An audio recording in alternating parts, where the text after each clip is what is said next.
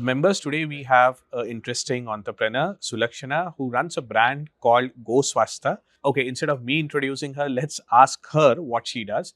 So, Sulakshana, can you introduce yourself? What do you do? So what I do is I make sure I say I'm a urban granny, where what we do is we basically get you the ingredients which your grannies or your mothers used to make, like flour, spices, uh, oils, ghee. Our USP is basically we try and use the traditional techniques which our parents used to use, and with the same love. But what we are doing is we are giving a convenience to that traditional food or ingredients, because we all know we don't have so much time now to buy grains, go to mills, get it done. So we say we are urban grannies, where we make that food and make sure it reaches to you same way, fresh, clean, and with love. You spoke, I noted this, you spoke about love, love, love. How do you measure that in terms of food? I understand uh, parameters like, you know, uh, uh, organic, fresh, that's fine. But then when you say that it's with love, how do you ensure that that granny love is there in your food? So if anyone I want to ask, okay, the best food in the world, generally they will have this one basic recipe of their mothers or grannies used to make. It could be the hot chapatis with some ghee on it, or the dal rice. And when you have that, it is like your comfort food. You settle down, you feel solace and you feel satisfied. uh, None of the Zomatos and Swiggis can deliver that to you. It will be only purely the reason is because it is made out of not to sell but to feed someone. So that's the difference. But now when I say this, you can say that, the packaged food also, if made by mother, can make the difference. Definitely it will make the difference. But when the ingredients are made in a traditional way, like slow, the grains are not processed.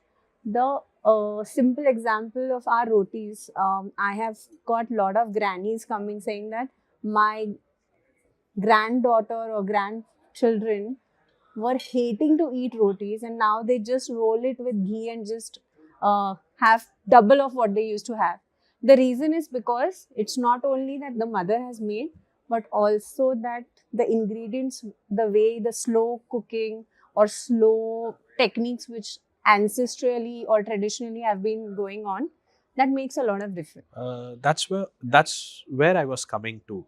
Does ingredient uh, play that crucial role in making tasty food, or it's the technique? As you rightly said, my mom or maybe my granny used to make food which I used to love. uh, I feel it's more to do with how it is prepared than what it is prepared from. Do you agree to this? I do not actually. And that's where I actually created GoSwasthya. Because when I came to Bangalore, I had no option, so I started using packaged food. And I realized that the same techniques I'm making the food is still not ending up with that love and care, or the taste which I think could have got. And when I'm saying the ingredients, the ingredients are our ingredients are also important. So it's not only the ingredients which I'm giving it to the customer, but the ingredients like the grains which we are selecting, the kind of cultivation has happened, how it is grown, where it is grown. It makes a lot of difference in the end product of. That's why a lot of time you will find at some places you will find the chapatis very soft. Even like the morning chapatis are like softer in the evening. Some places you will find एक बार डब्बे में चली गई, then you don't feel like eating also. So Then you spoke about sourcing the grains, and so then if you are able to do this, why ITCs and the HULs of the world are not able to do? If only sourcing or getting a right grade of product is important to have uh, a good food, then why these giants are not able to do? They're doing the same thing. The only difference is because they are commercial brands and their intention is to have a giant business, they have to process those grains. And in this whole process, the basic nutrients, moisture of that grain is taken out, because then the shelf life increases, and that's where the end product doesn't. Because we all know that if you have to be on shelf of these big players like quick commerce or any kind of shelf, you need to have a good shelf life, and if you don't have that, it's very difficult to actually be there. So it's a numbers game. So now coming to your business, uh, at the end of the day, it's business for you, right? And then when you say that it's made with love, uh, you want to give the taste of, your granny and your mom's the food. But then as a business, when you also one day do it at a commercial scale, don't you think you will also end up being ITCs and HULs of the world? See, I definitely want to become ITC. The reason is because I want to reach out maximum houses in India, because I'm not concerned about me, but now I'm concerned more about the new generation which is coming. From if their daily meals are also not great, I'm don't know what they are going to get. So that's one thing. Um, Earlier when these companies started, the Indian market was packaged market. Like there were only two options. One was homemade or clean made or packaged. So when they grew the companies, they had to go with that. Now when a company has grown in a certain way in a certain supply chain, it's very difficult for them to cut that and get back to something which is slower and not fast enough to, like, changing the path completely. So that's one of the reason it is very difficult for a giant to get into our space. Now when I say now new supply chains can be made, where the clean fresh products can be on the shelf of shops, online offline, both, and we see that we can definitely grow very well with the same quality of food and products we are trying to bring to the market. Do you think uh, organic as a food is a bit overrated these days? I mean, we end up paying almost 2x, 3x. I don't know how much more money we pay just in the name of organic, where at the end of the day, the end customer like me would not even know whether it's organic or not. So, do you think it's overrated, or does it really make a difference? You rightly said, and one of the reason why GoSwasthya, you will never hear we say that we are organic. We say we are naturally grown, and we say we are fresh and clean. The reason is in India specifically, the norms are very open. So, like even 10% of practices are organic, they will claim it's an organic brand. According to my knowledge, there are only few brands in India who are actually organic certified. Now the like recently I studied, like I've been studying this more, but I realized, like, if you have a piece of land, you're doing all organic practices, but the radius, 5 kilometer radius, if they are not doing the same practices, whatever you're doing doesn't make any sense, because the soil is same, you're sharing the same environment, you're sharing everything same. So it's very difficult to call it as an organic one if the practices across 5 kilometer radius are not same. The That has to do with the pollination of the trees. second is, now for example, I'm growing something organically in Bangalore. The soil is contaminated here, the air is horrible here. Even if I use organic practices, I don't know how the crop is. But vis-a-vis, if it is in a very clean soil and air, even if the practices are little not followed as organic, that's still much better grain than this one. So do not go blindly. Now, an organic grain actually, if not processed, will spoil faster than any normal thing. But surprisingly, organic products have a 6 months and 1 year shelf life. So question yourself when you're opting for it, and just don't blindly follow organic as a word and pay double, as you said. So is it right to conclude that products which has longer shelf life are not good for health and the other way around? It depends. See, there are few products which are naturally preservatives. Like example, tamarind. If you go for a tamarind paste, even if it doesn't have anything, it will stay for a year.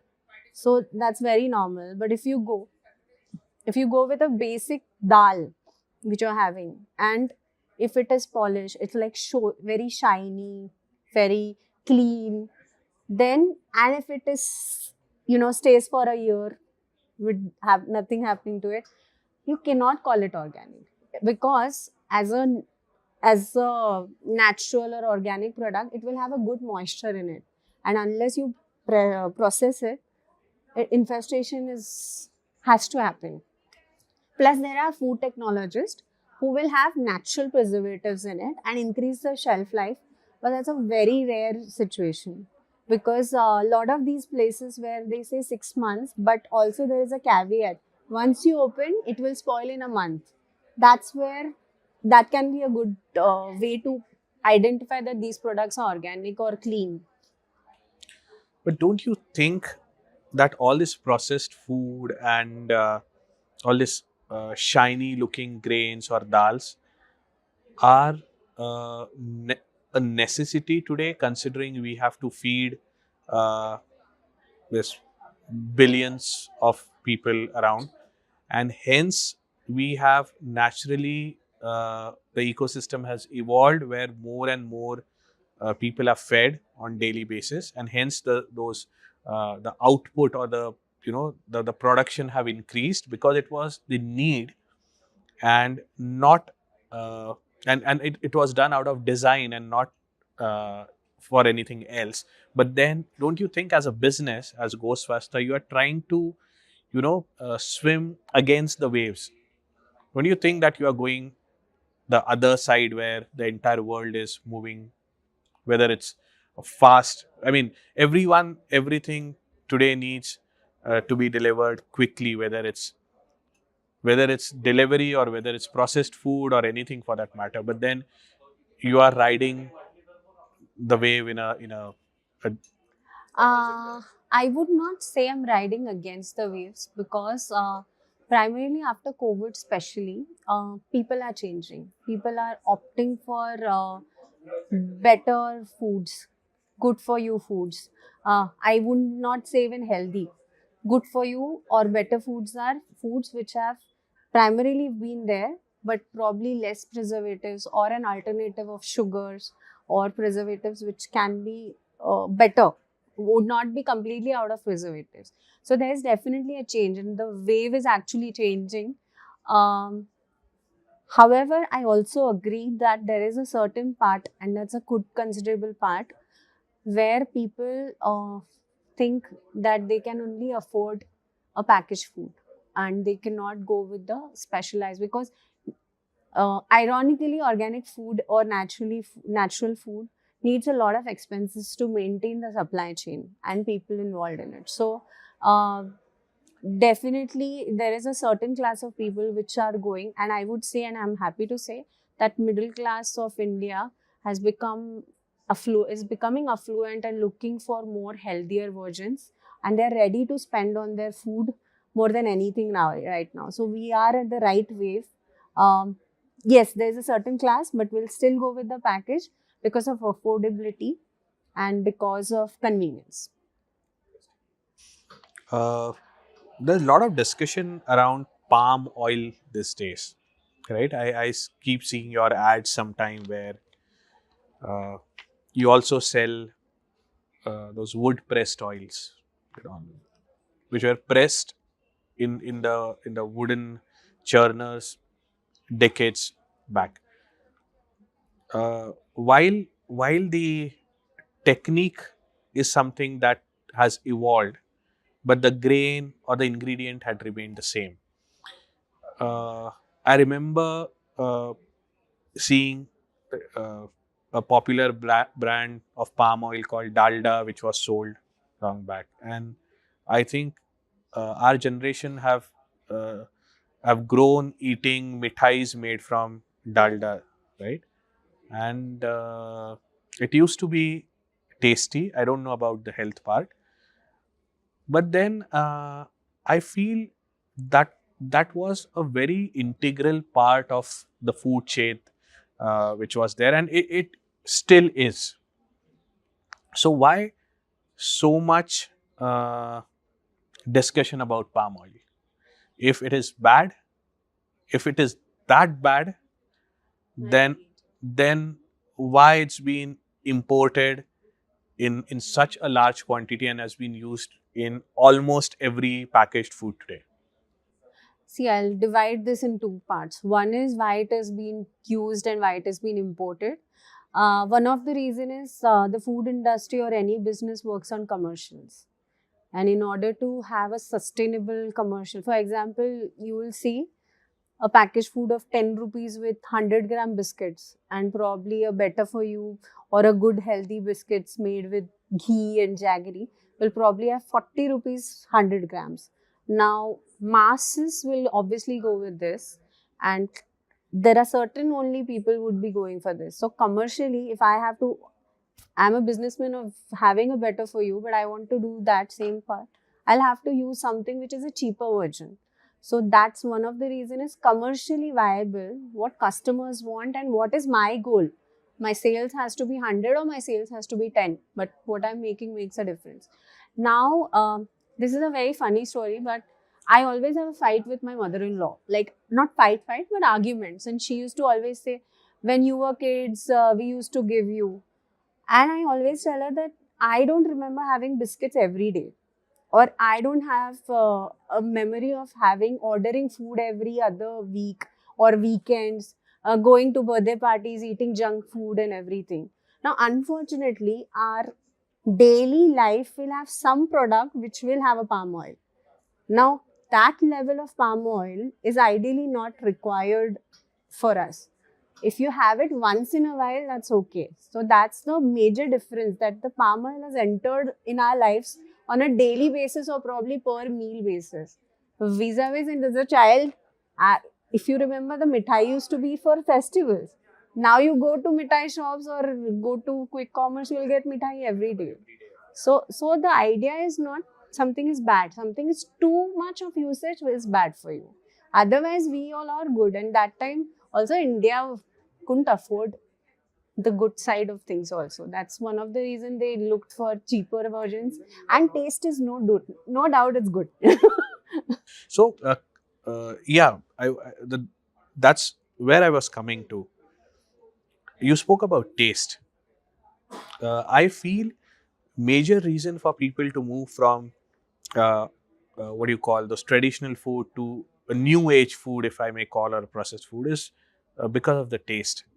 The packaged food, whether it's Maggie or whether it's those 5 minutes noodles or whatever, uh, forget about the organic or any part of that, but it tastes good.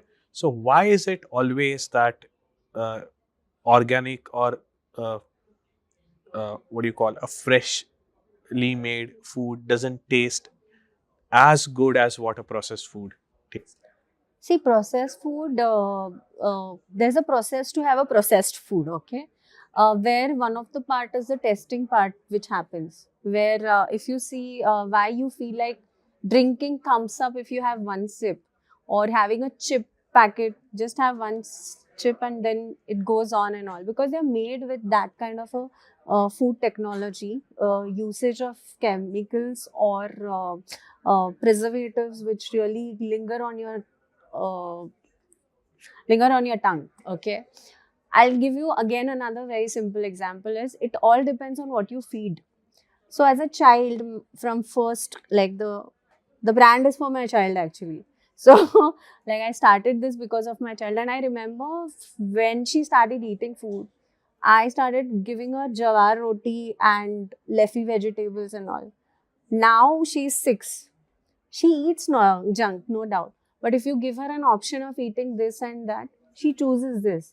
It's not about being a good food or bad food or something. The idea is what you feed yourself on a daily basis. will make your choices much better. Definitely, they are tastier because they are made to be tastier and sold to be tastier. Unfortunately, the organic and a nice food is not to be sold, but it is just to make sure that your health is good. Interesting, interesting. Just like oil, just like palm oil, these days there is so much talk around processed white sugar, which is nothing but a sugar that we have been consuming from ages now. And there is a lot of discussion about sugar. Again, when I speak to my elders, they say we have been eating sugar from ages and nothing happened, right? Uh, do you again think that white sugar today has also uh, being overrated? Consumption of white sugar is also being talked a lot, which we have been doing it from ages now. And what's your take on that? See, for me, I feel everything is marketing. You will see there are trends in the world where plastic is good, now plastic is bad. So it's all about sales. Like sugar free is, people want to sell sugar free or people want to sell alternatives of sugar. So one of the reason is this. Second is again is the same thing. Like sugar has entered everywhere in the family, in the food chain. Every food, every packaged food, everything will have sugar in it. Unfortunately, that's another thing which we should avoid. So anything which is overeaten is not good. Then even the organic food or a good food, like I'm having 50 almonds every day because it's good. No, it's not. So it's all about anything overeating is not good. So that's the ideal way of judging what to eat and what not to eat. There's Uh, commercials. since you are in this business, could you list down maybe two or three bad practices that your industry does in general? Whether it's, I mean, I know that there's a lot of adulteration that happens in food, but then when you speak about good food, fresh food, why? Because I know the founder of GoSwasthya, that's you. I can trust you. But then for the end consumer, uh, how an end consumer would identify that those bad practices, and what kind of bad practices happen even in fresh food industry, because you are charging a slight premium for being fresh, and then if the product is still the same, how does a customer decide? Very interesting question. Um, See, one which I told you about someone talking about fresh, natural, no preservative, clean, and having a 1 year or a 6 month shelf life. That's the biggest concern or red alert for me. Unless I have to read more and understand more. This, like, example of paneer, if you see, there are very good paneer brands in India, but you compare it when you make it at home, hardly 3 to 4 days it can survive in even in the fridge, like how a packet paneer is staying for 28 days. So there's a lot of things you'll have to look into it when you choose the food which you. The second is look for something where it has come from. Just don't go blindly. Someone is talking about organic. Just try and understand more of the texture, or when you eat, you should not feel bloated, because bloating happens when you eat a lot of preservatives or the processing is done in a certain way. That's why a lot of people say that when they have packaged atta, they feel bloated. They don't feel like eating more. They can't digest it better. So these are very simple things when you do, and these are very common. So that's another thing which I feel. On day-to-day basis, when we a lot of youngsters or a lot of people who have come to Bangalore for jobs, they have to eat food in their office canteens or from restaurants or from those the paying guest accommodations, the mess at the PGs. Uh, how do they identify the food that they are eating is good or not? Because affordability is also one of the factor. While we are all literate to understand this, but then it's always assumed that fresh food is costly, and not everyone can afford it. So what are those few things that these youngsters should follow to ensure that they don't affect their health on a longer term, uh, by eating junk. So unfortunately, when it comes to commercials, people are not going to use good brands, good for you brands. Commercially, they are going to use the packaged one.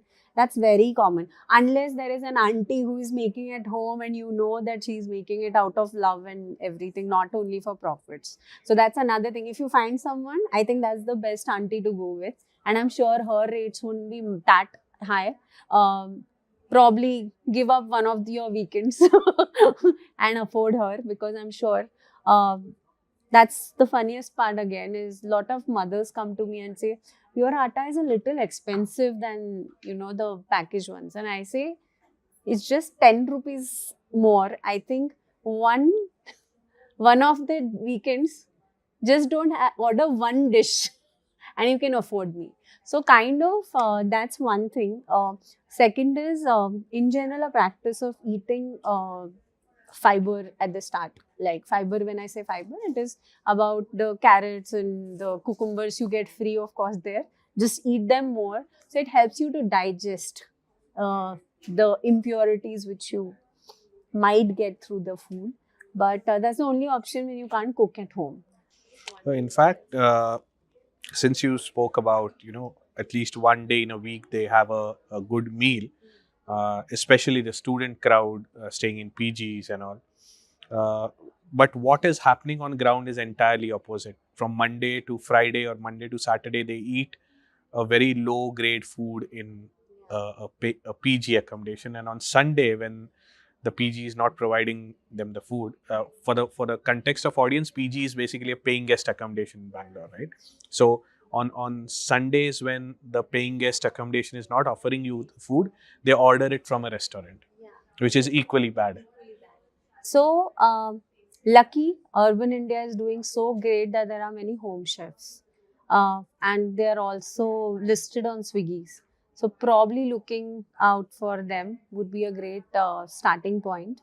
Uh, uh, and also regional experts now. If you see Bangalore itself, you will find all regional experts and all home chefs doing it. Whether that's the best option to go for. I think home chefs should be promoted more and more, and especially uh, people who know that they are not eating great. Maybe once every week they order it from a home chef somewhere. Not those home chefs which are doing it on a commercial scale, because then that doesn't be then that's not a home chef. Home chef. A very proud incident is, one of the home chefs called me saying that I have a catering order, and the customer asked me to source all the raw material from GoSwasthya. So that is where I realized that how it mattered to that customer so much, and we actually work with a lot of home chefs, because they, as I told you, their mentality is, I'll be making for home, I'll just make few and sell. So their intention is not make differently for home and differently for the customers. So that's the best option to eat good and healthy food, and from outside, still paying and decent. I think they are lesser expensive than the. Absolutely, absolutely. There's no commercial cost involved in that. And in fact, that should be a trend where if you are even not able to find a home chef somewhere, maybe ask your friend if they can have food on weekend once every, you know, maybe 2-3 times in a month. And I'm sure many would love to host such friends. Yes. Okay. Coming towards the last part of our meeting, of our podcast. Uh, for this as a brand, for GoSwasthya as a brand, who are your competitors? Because when I see ITCs and HUL, they're too big of a conglomerate to even consider them as competition. But who are those small businesses just like you, who are doing something that you admire at a smaller scale or maybe at a medium scale, and what are, those learnings, I would say, that you'd want to adopt from them? So when we started, we just tried to start something to give a convenience, and which we didn't find. Basically, for me, that was the USP which I was getting. Otherwise, there are floor mills, there are people who were going there, or there were people who were ordering packaged food. So there were two different sections altogether. I was just trying to breach the gap. And in Bangalore that time, there was no one. I'm happy to say that after we came into picture, there is one of the biggest like brand who has come. ITCs has also got into fresh tea mill floors, and even Florio, that is another one which they have got. But what I admire is there are two brothers.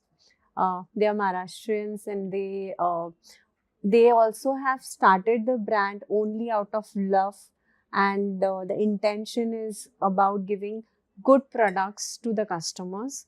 And I really admire them. I definitely follow them. I And remember yeah. seeing their reels. They are, I think, very popular on Instagram. Yeah. They promote it in a with the passion comes out when they talk about their products, and we are at the same space. So I'm definitely looking forward for that brand. Thank you, Sulakshana. It was great speaking to you. I think, just like me, a lot of our viewers will understand the difference between fresh food and not so fresh food, and it will help us make conscious decision about what we eat. So, thanks for coming.